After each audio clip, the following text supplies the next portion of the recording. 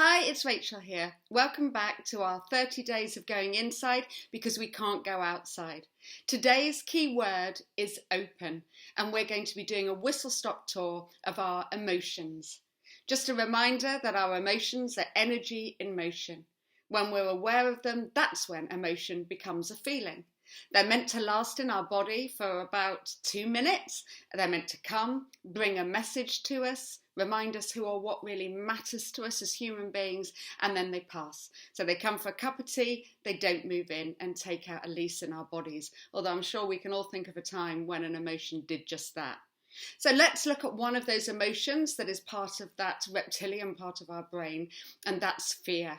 Fear kind of brings with it a whole series of biological changes. One of them is sort of shallow breathing, one of them is sweaty palms, fizzy legs as adrenaline surges through our body, butterflies inside our stomach, increased heart rate. All of those are really, really uncomfortable. And you know what? They're meant to be. Those sensations are a signal for us to act, to jump out of the boiling hot bath, to swerve so that we don't get hit by a car. They're part of the survival part of our brain.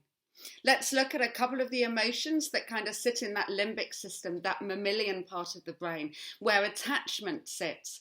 So often it's those emotions such as anger and pride and shame that kind of remind us that we need social balance. We need to be part of a group in order to survive. And I know that even though that's no longer true, a lot of adolescents still think that membership of a group is actually more important often than morality.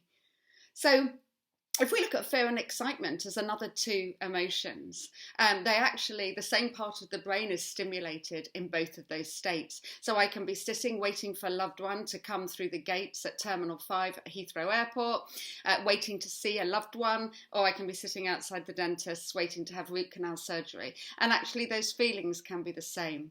And actually, I know that the name we give that feeling, whether it's I'm terrified or whether I'm excited, in psychological studies has shown to have a real impact on how somebody goes into an experience and how much pleasure they derive from it.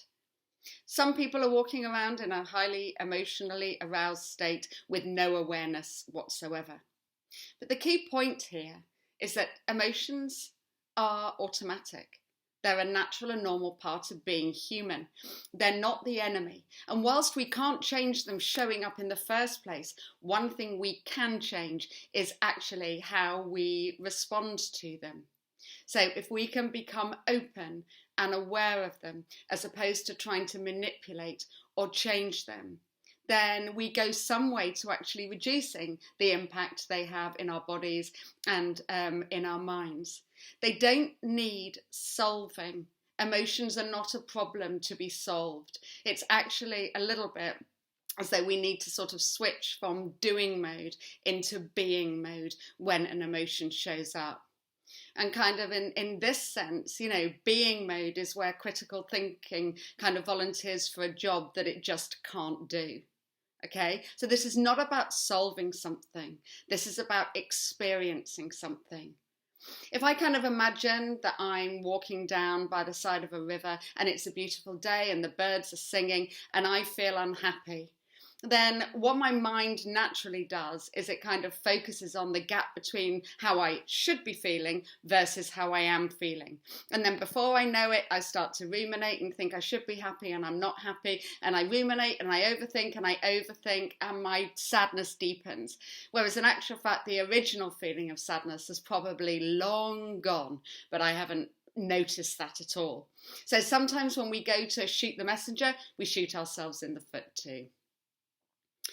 For me, focusing on being with an emotion rather than doing something about it is the challenge that I set everybody today.